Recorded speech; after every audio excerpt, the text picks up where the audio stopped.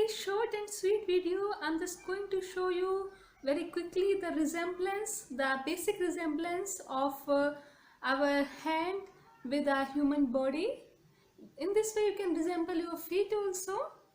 So you see this portion, here we can resemble this portion with our face and the neck area.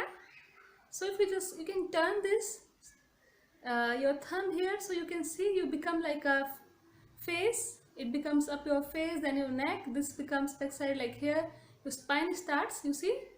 So then if you talk about the upper extremity, suppose you have moved it here, so both these fingers, the second and fifth finger, they can become your upper extremity, or two hands, they become your two hands, and this your lower extremity, two legs.